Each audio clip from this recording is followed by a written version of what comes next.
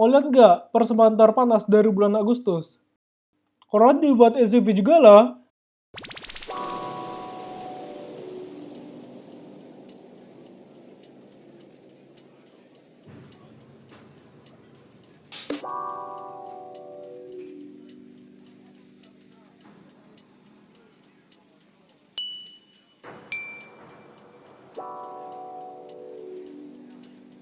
Agak skeptis juga untuk melarang ini SUV pakai nama Corolla. Kedengaran agak janggal gitu. Apa-apaan ini Corolla buat SUV? Kesannya kayak seekor Corolla yang habis disuntik protein. Atau Corolla yang terlalu rajin nge-gym sampai kebanyakan minum whey protein. Asal jangan kayak Land Cruiser. Makanya, gue kasih alternatif nama yang cocok untuk spesies ini. Kayak biologi aja. Yaitu RAV4. Karena tampak seperti paket ringan dari RAV4. Sementara RAV4 sendiri pernah masuk Indonesia pada tahun 2004-an. Itu pun lewat importir umum. Sama pernah mejeng di IMS pada 2014. Namun tamu ogah masukin RAV4 ke sini. Mungkin Fortune sama Rush jauh lebih menjanjikan. Sekalian aja buat marga RAM. Gak usah tanggung, buat aja keluarga politik. Lumayan, uang sama pengaruh muter di lu aja. Sayangnya RAV4 juga dianggap mirip merek HP. Karena sejak TNG diluncurkan, RAV4 yang semula di barisan Corolla naik pangkat ke barisannya Camry. Bikin Corolla kehilangan saudara SUV-nya walaupun sempat dihibur dengan kelahiran CHR sama Lexus UX. Namun, sosok RAV4 nampaknya masih nempel kuat sebagai wujud SUV dari Corolla. Masalahnya adalah, bentuk CHR masih jauh dari siluet khas RAV4. Sementara UX lebih parah lagi. Sudah harganya 2 kali lipat. Lain segmentasi, banyak sektor rancangan yang sudah menyimpang jauh dari kesan RAV4. So, bikin adiknya RAV4 merupakan solusi terbaik buat sekarang. Mungkin di pikiran para insinyur adalah memblender RAV4 dengan Corolla aslinya, sehingga jadilah Corolla Cross. Dipilih ini nama dengan harapan SUV ini bisa mengakomodatif SUV dengan handling sebaik sedan dan setajam sedan. Di samping, dia juga harus bisa diajak off-road seperti SUV umumnya. Corolla sendiri punya pustaka jenis sama sejarah yang panjang. Cuman di sini nggak dijelasin satu persatu, kepanjangan soalnya. Corolla Cross sendiri mulai debut dari Thailand. Di sana, Toyota memberikan keluasan konsumen dengan menyediakan 4 varian. Sementara pas masuk Indonesia, kita hanya dapat 2 varian, bensin sama hybrid. Dan semuanya pakai mesin 1800 cc. Namun sayangnya, casingnya sendiri kurang rapi, sama tidak tersentuh teknologi dynamic force. Padahal, seharusnya teknologi dynamic force itu nyatu sama TNGA. Apa mungkin Toyota sini masih demen banget sama mesin ZR series?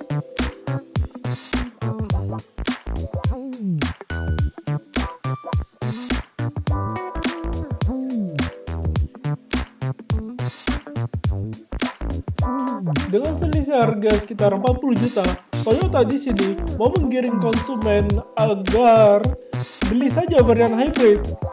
Maka agar teknologi hybrid makin gampang diterima, mendingan mesin hybrid harus ada sampai varian yang paling rendah. Ataupun buat saja teknologi mild hybrid dapat menurunkan biaya produksi sekaligus biaya operasional. Antara mild hybrid dan e-powernya Nissan, keduanya punya susunan yang lebih ringkas dengan serial hybrid, alias hybrid segaris, sehingga bebas dari pajak lucu hybrid Indonesia. Harusnya Toyota dapat mengembangkan teknologi ini juga. Contoh saja punya merek orang lain, terus dikembangkan dengan cara sendiri. Yang penting, irit, hybrid, hybrid, irit.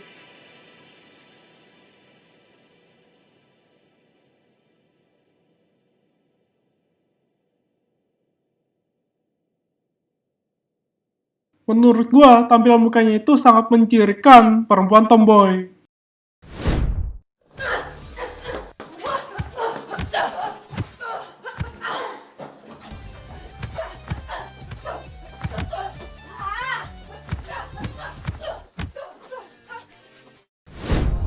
Headlampnya sendiri makin pitching ke tengah.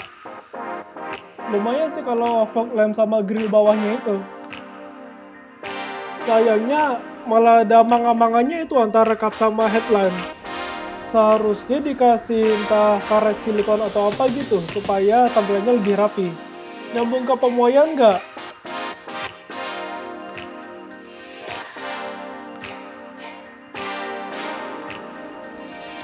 Untuk tambahan, jersey hybrid headlampnya itu ada pendaran biru-birunya yang menegaskan bahwa ngirit, hibrid, ngirit. Spion sendiri cukup lebar, desain batok yang tajam-tajam itu sejalan sama aroma seperti Corolla Cross.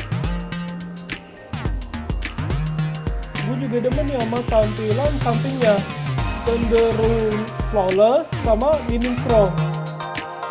Seenggaknya tampilan atas itu nggak kelontos banget, gue suka sama itu. Susunan lampu pantatnya ini dari semua yang LED hanya senyam pakai bohlam, sayang banget. Kayaknya nggak asik nih kalau kita nggak bedah belakangnya.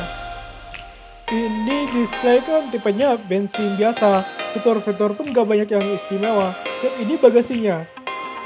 Yup, di kanan dan kirinya ada jebulus buat tambahan ruang nyimpan. Lumayan ketimbang enggak. Ada tempat kaitan buat barang belanjaan. Sayangnya nggak ada tuas pelipatan bangku belakang. Masa harus masuk pintu tengah dulu buat melipat itu kursi. Bagasinya pun sangat lega. Bandingin tuh sama kompetitornya. Kita bedah joranya. Terus ini dia peralatan ganti roda. Berikut roda sementaranya. Semua tersusun rapi di balik lantai bagasi. Jangan-jangan ini pengait tali nih buat nyimpan barang gede supaya gak glosor.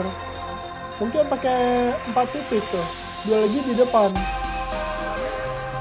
Ayo mending kita tutup aja pintu bagasinya.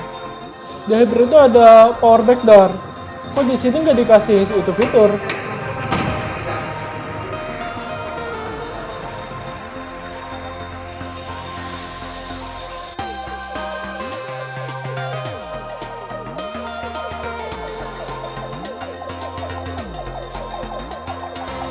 Ketimbang Nissan C20 punya, di sini malah nggak ada istimewanya. Ya kayak biasa lah, tutup tangki pakai knob puter. Udah, gini aja. Kecuali kalau ada varian LGV, mau dipertimbangkan. Bikin luar biasa. Sebelum masuk kabin, ada yang mau gua kasih tahu nih soal velg. Dia udah pakai 2 ton, cuman warnanya nanggung. Alasannya sayang kalau diajak off-road.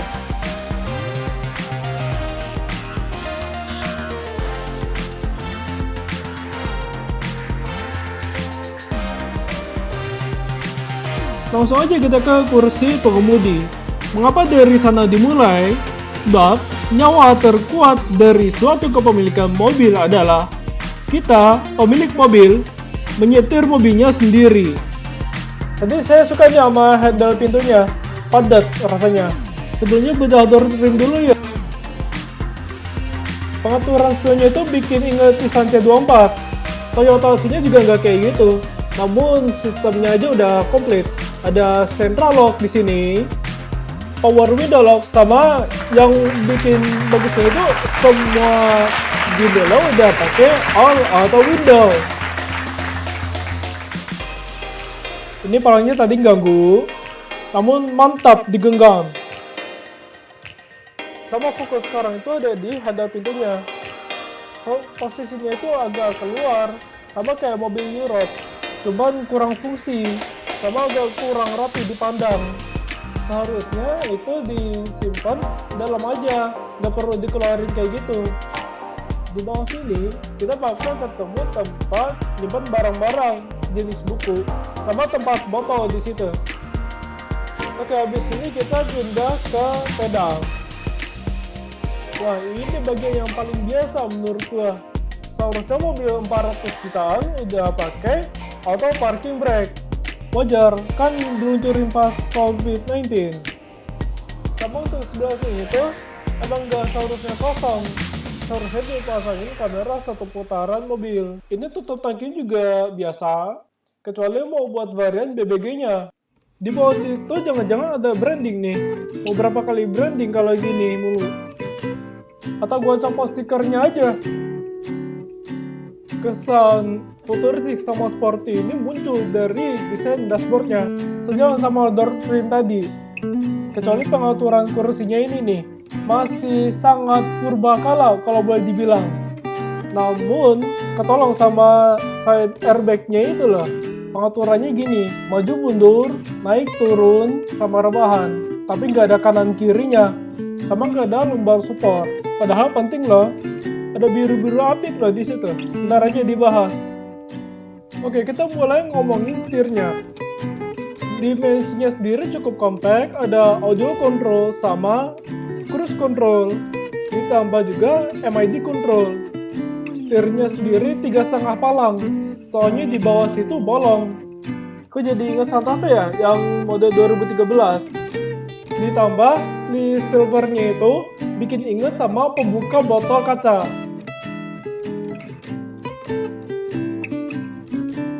Tempat di sini emang biasanya buat tempat laci gelas atau botol. Cuman di sini nggak dipasang. Kurang cocok loh untuk perjalanan jarak jauh yang butuh cukup kopi. Namun detail desainnya sendiri cukup menghibur. Balik ke setir, untuk pedal kemana larinya? Gak kayak Altis punya. Motor clusternya sendiri cukup biasa untuk ukuran mobil sekarang. Pas bengkel lampirnya aja udah pakai TFT di tengah-tengah situ. Di kanan kirinya ada dua tuas nih, buat mainin apa? Jurus lengan 1000. Malah back fog lamp itu dapat dikontrol dengan tuas lengan kanan sini.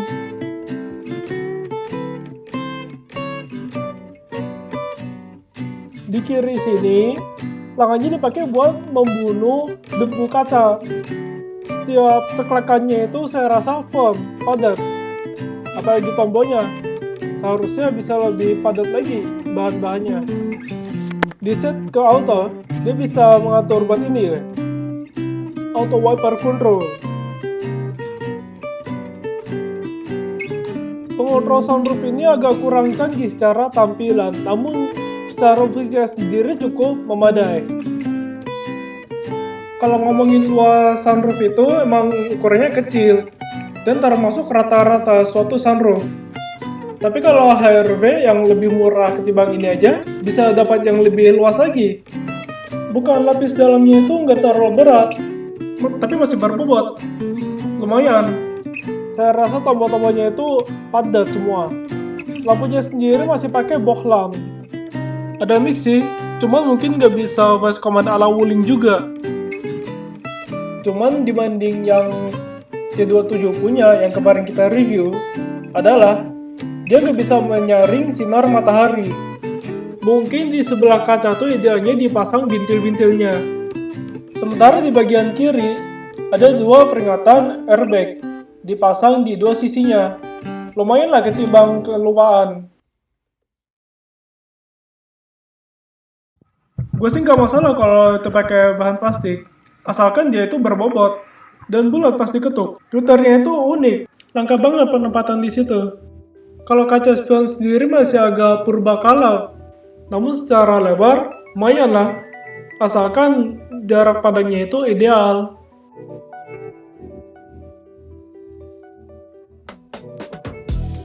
Gak perlu nginjek rem, tekan untuk tombol buat nyalain pas begalnya mak lampir.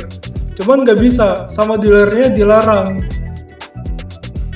Head unitnya, aduh, masih berkesan agak purbakala. Kok Toyota di sini nggak mau ya bikin yang betul-betul head unit ngambang? Mungkin dark framing agak kurang tolong tampilannya. Beruntung kita masih dapat dual zone AC, ditambah pilihannya yang sangat lengkap. Tombol-tombol pun rasanya firm semua. Loh kok tengah-tengah situ kopong? Harusnya bisa diisi tombol tertentu dong.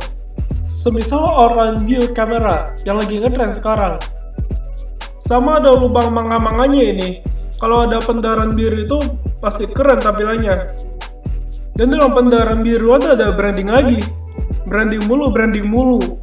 Di samping dia lega, dalam, sama cukup nih buat taruh recehan yang sebanyak mungkin di situ.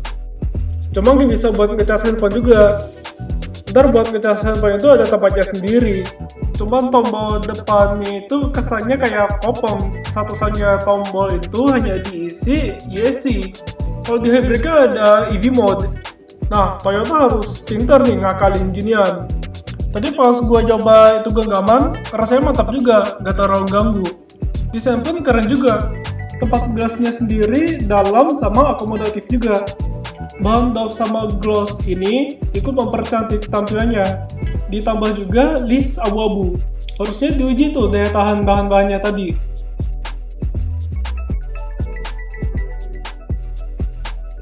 Ayo sekarang lihat fitur penumpang depan. Udah auto up down nih. Close bukaan pintu yang bermasalah di Corolla Cross.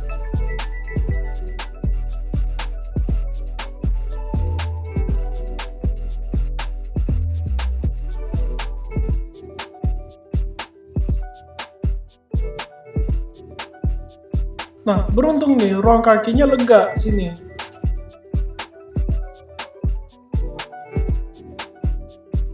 Jarak pandang ke depan sendiri juga cukup lega.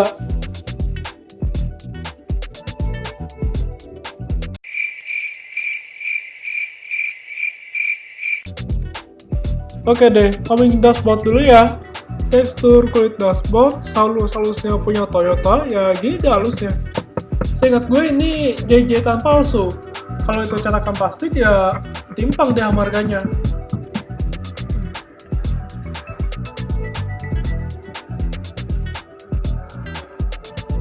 Laci pun hanya pakai satu lapis, kayak gini lah.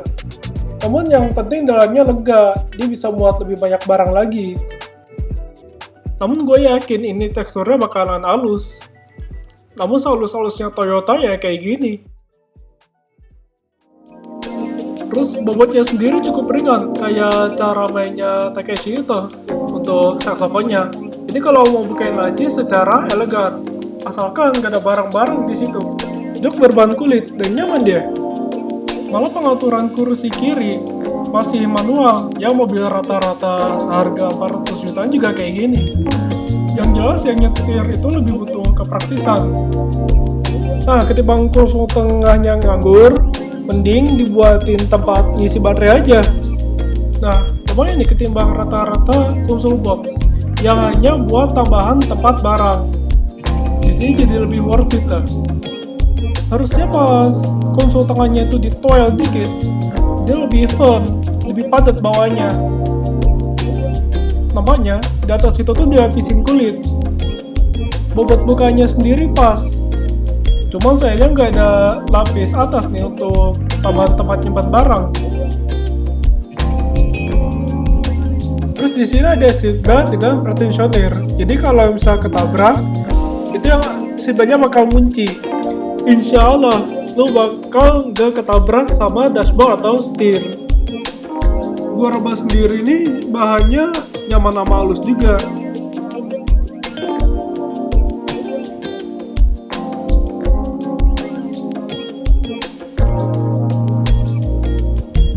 Oke deh, gini aja.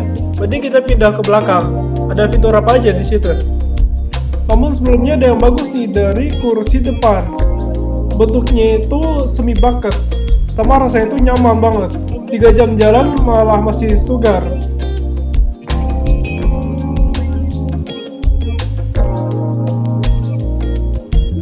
Terus kursi baris belakang nih, cocok nih buat lo yang sering ajak bos makan siang bareng. Ada sedikit pengagungan di sini. Tempat gelasnya itu dibikin naik untuk ngakalin keterbatasan door trim lapis bawah situ. Lo tanyain itu auto power window, kan udah dijelasin tadi.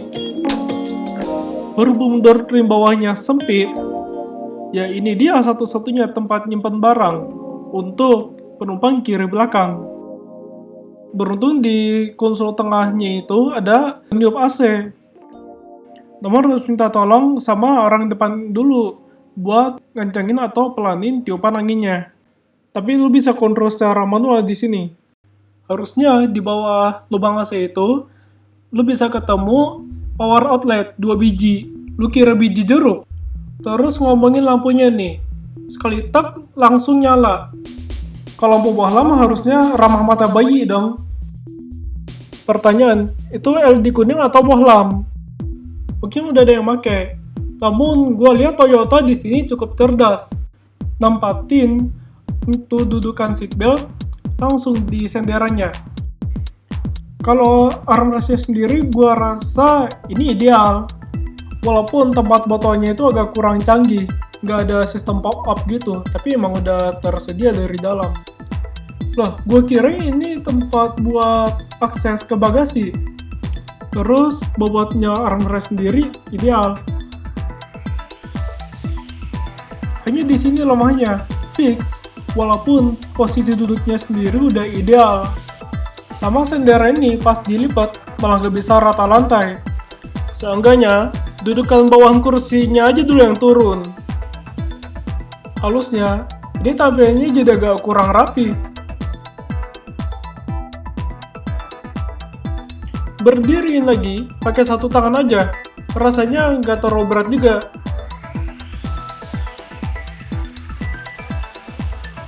Gue nebak nih, mungkin yang duduk di belakang bakal suka ngeliat model headrest kayak gitu tuh. Kok gue kegoda lagi pengen lihat door trim pintu itu.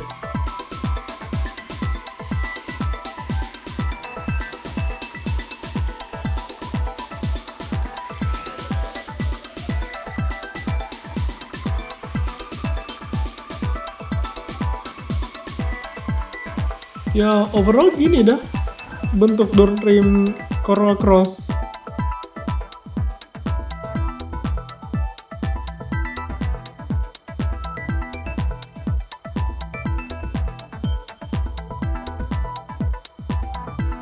Ternyata si bednya itu disangkut di daerah bagasi belakang kursi penumpang, offset dari pilar C. Gue hargain kejeniusan Toyota bahas soal gini. Apa kepengaruh dari sedannya? Cuma kaca pilar C itu fungsinya cuma buat pemanis. Oke, cukup. Mending kita langsung lihat mesin aja.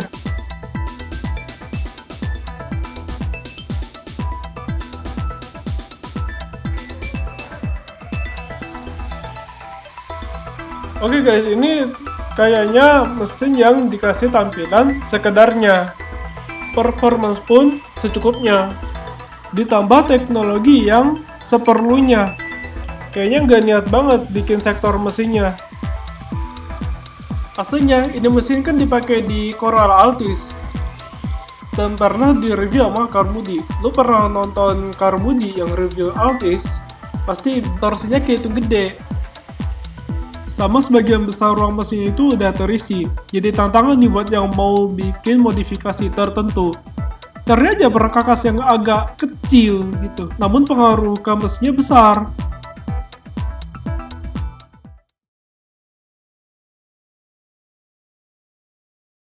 Mobil ini cocok untuk perempuan tomboy, suka main ke alam lewat jalan ringan yang lebih ramah keluarga, teman hangout, maupun ngajak bos makan siang. Tanpa peduli brand hijau, mohon maaf, Nora. Fitur yang ideal, desain jok yang cukup sporty dan nyaman, serta ciamik, jadi nilai tambah ini mobil. Dijodohin sama interior yang hitam elegan, fitur pilihan yang menunjang kemudahan pemakaian mobil, beserta kecerdikan penempatan fitur. Mama Waru mau pamit dulu, mau video selanjutnya.